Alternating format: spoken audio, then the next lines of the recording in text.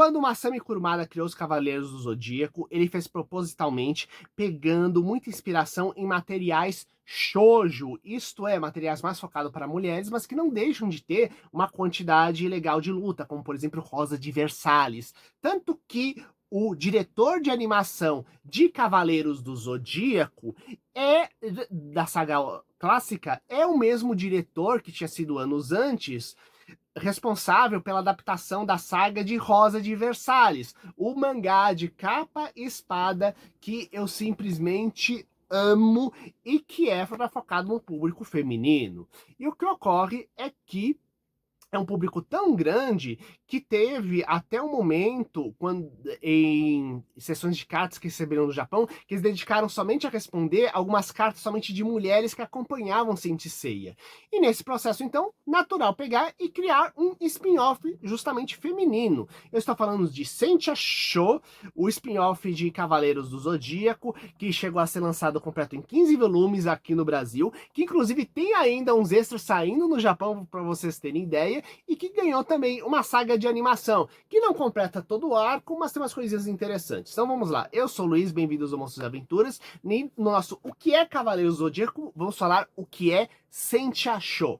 Bem, mais precisamente, a ideia básica de Sentia Show é que temos uma protagonista chamada Shoko, que ela era para ser a hospedeira de uma deusa maligna. Seria, mais precisamente, a hospedeira de Eris, a deusa da discórdia. Porém, a irmã dela, que é a guerreira de cavalo menor, acaba protegendo ela. Porém, o que acontece é que a irmã, após ser atacada pela Eris, ela é possuída por ela, e por isso, o que ocorre? A irmã, a Shoko, resolve assumir a responsabilidade, assumir a armadura de cavalo menor e lutar pela deusa Atena para recuperar, inclusive, a irmã que foi atacada justamente pela deusa das trevas. Então, dentro desse processo, o que ocorre? Essa história, ela é extra, é uma dimensão alternativa, sendo que ela ocorre como se fosse em paralelo aos acontecimentos da saga clássica de Cavaleiros do Zodíaco. Mais precisamente, ela ocorre um pouco antes, em paralelo e um pouco depois da chamada saga da retomada do santuário, que eu peguei e cheguei a comentar aqui no primeiro vídeo da nossa saga, o que é Cavaleiros do Zodíaco. Dê uma olhada lá, galera. Então, o que ocorre? Aqui, nós sabemos que existe um esquadrão meio que secreto de guerreiras, que elas não são nem de bronze, nem de ouro, né? Então parece que o nível de poder é meio que num nível prata, mais ou menos, que funcionam como se fosse uma guarda pessoal, como se fossem as damas de companhia da deusa Atena, né? Então temos a Amazona de Golfinho, a Amazona de Ursa Menor, e por aí vai. E o que ocorre? Entre eles temos justamente também a armadura de cavalo menor, que também pega e protege a Deus. Quem já assistiu Cavaleiros do Zodíaco sabe que a armadura de cavalo menor já apareceu em várias formas diferentes em Cavaleiros, mas temos que lembrar, gente, tudo aquilo que não é feito diretamente pelo Masami Kurumada é universo paralelo. Ponto. Então pode ser feito do que você quiser, eles podem criar a mitologia que eles querem, ignorando qualquer outro tipo de coisa. Então, retomando a história, e o que ocorre? Aqui, nós temos a ideia de que enquanto estão acontecendo as grandes lutas dos cavaleiros, se preparando com a luta interna dentro do santuário, do grande mestre maligno fingindo ser um mestre bom, tentando matar a deusa Atena, o que acontece é que, em paralelo a isso, temos Eris, a deusa da discórdia, tentando manifestar-se fisicamente na Terra e dominar o mundo. E a deusa Eris, para isso, ela utiliza-se de duas táticas.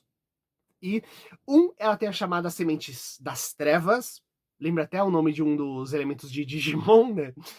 E o que acontece? Essas sementes, elas pegam na pessoa e elas se alimentam do ódio dela, né? E o que ocorre? A ideia básica é que espíritos de guerreiros caídos, que têm um grande ódio em batalha, são capazes de, com essa semente, fazê-la germinar, criar um novo corpo físico e mesmo uma armadura, que vai ser tão poderosa quanto o ódio que a pessoa ainda tem. Então temos essas séries de guerreiros fantasmas que são justamente cavaleiros de Atena que morreram em combate, só que traindo Atena ou com ódio contra Atena, que ganham assim uma nova oportunidade com suas armaduras das trevas de lutar justamente contra a deusa do bem em troca de servir Eris, a deusa discórdia.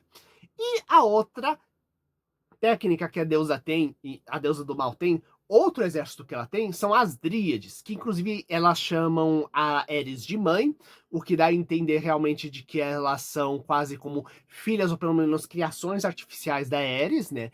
E essas dríades são guerreiras planta, isto é, são uma outra espécie que não são humana, são mulheres, até onde deu para entender a sua maioria, com armaduras com poderes baseados em flores. Então, cada dríade tem um poder de uma flor diferente, tanto que pode usar assim a armadura, né? Como a maioria dos cavaleiros tem poderes normais sem as armaduras, e as armaduras em si que amplificam seus poderes e funcionam como forma de retenção, para forma de proteção.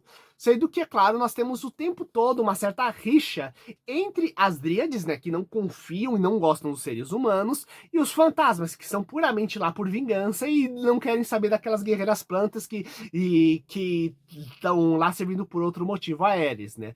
O que faz todo sentido, afinal é Eris, a deusa da discórdia, né? Então, temos essas duas tropas que pegam e se manifestam lutando contra os cavaleiros, né? E a ideia básica da Ares é lançar cada vez mais essas sementes e absorver cada vez mais poder, e ao mesmo tempo almejando um corpo físico no processo. No mangá, temos uma coisa muito legal, que a Shoki, que é a mangaka que faz o quadrinho, ela antes disso ela trabalhou nos mangás de Gundam, que é aquela série de robôs gigantes. Então, ela tem um traço para trabalhar justamente com armaduras metálicas que é muito bonito e bem feito. Além de ter um traço muito bacana e suave para lidar justamente quando são mulheres dentro da história. Então, isso gera um equilíbrio bem bacana em todo o design das armaduras. E quando foi feito a animação para TV, foi feito um estilo, eles mantiveram um pouco isso, só que puxado para o estilo da animação clássica de Cavaleiros do Zodíaco. Inclusive, a partir daí a gente vai começar a traçar algumas coisas interessantes. Em primeiro lugar, como eu disse, o mangá ele teve sucesso, sim. Foi publicado de 2013 a 2021, ou melhor, ele foi publicado entre 2017 a 2021, se não me engano, né? Então ele fez bastante sucesso, diga-se de passagem, durante vários anos. E no meio desse período ele chegou a ter uma adaptação para TV. Só que temos um problema. Lembra que eu te falei que ele pega, ele é um universo paralelo, só que ao mesmo tempo pegando informações da saga clássica dos Cavaleiros para fazer isso? Então, é um tipo de mangá que, se você já leu Cavaleiros do Zodíaco, o clássico, você vai pegar e curtir bastante aquele universo paralelo. Porém, se você não leu nada de Cavaleiros do Zodíaco, ele não serve muito como introdução, já que muitas vezes as guerreiras viram personagens secundárias para os cavaleiros clássicos entrarem para ter as suas grandes batalhas dentro do processo, né? E o que ocorre é que, quando foi feita a animação para televisão, temos um pequeno problema que é a animação clássica de Cavaleiros do Zodíaco não é fiel aos quadrinhos clássicos. E apesar de, como eu disse, tem momentos muito legais da animação clássica, só que o que acontece é, a história de Saint Show só faz sentido dentro dos detalhes do mangá clássico que não foram justamente os detalhes adaptados para a TV.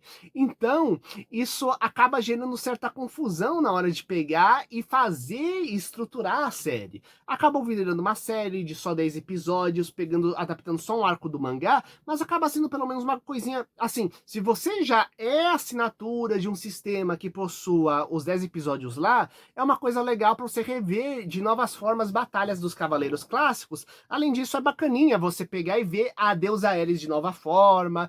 A Shoko em si é uma personagem que eu acho consideravelmente desenvolvidas. É um pecado o fato deles quase não mexerem nas outras Sentias, né? As outras guerreiras da guarda pessoal de Atena na história, no seriado, né? Mas a Shoko ela é bem legal, inclusive a ligação dela, quando ela aprende o meteoro de Pegasus, por exemplo, quando ela vê o Seiya de Pegasus, com isso ela tem inspiração de fazer um golpe semelhante também, é bem bacana, sabe?